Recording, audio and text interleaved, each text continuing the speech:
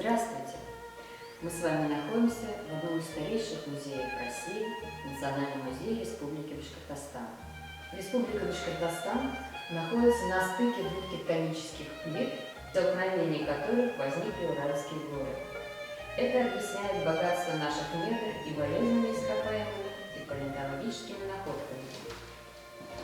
Ход истории в целом и нашего региона в частности удобно проследить по геологической шкале, или, иначе говоря, геохронологической шкале. Здесь мы видим самая древняя эра – архей, далее протерозой, палеозой, мезозой, кайнозойская эра. Мы с вами живем в кайнозойскую эру в четвертичном периоде. Геологи и палеонтологи пытаются восстановить историю и эволюцию развития органического мира. Делают это путем изучения осадочных и вулканогенных пород, которые, накапливаясь, образуют собой подобие каменной книги.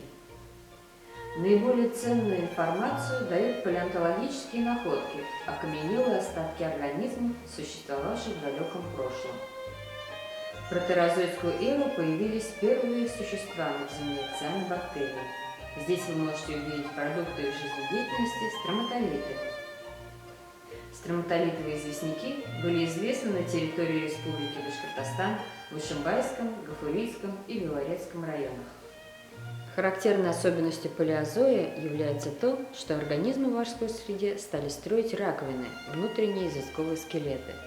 Палеозойская эра представлена кораллами, трилобитами, брахиоподами. Находки кораллов ученые интерпретируют как свидетельство, что океан был теплым. Вы видите раковины аммонитов и белемнитов. Это специфичные раковины моллюсков мезозойской эры. Они были распространены по всему миру и являются руководящей породой. То есть на основании этих находок геологи, палеонтологи определяют возраст породы. Перед вами ствол кардаитового дерева. И интересно, что относится к голосеменным растениям, древний предок хвойных растений.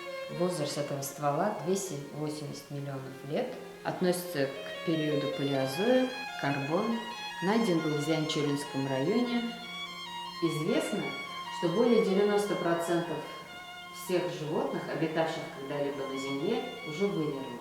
И мы с вами сейчас наблюдаем конечный этап продолжающейся эволюции. На территории нашего края обитали большерогие олени, бизоны, шерстистые носороги и мамонты. Обратите внимание, перед нами весьма необычная находка – часть черепа элосматерия. Это был родственный носорогам вид, но он имел отличие в строении рога. Вот и подошла к концу наша виртуальная экскурсия. Благодарю за внимание.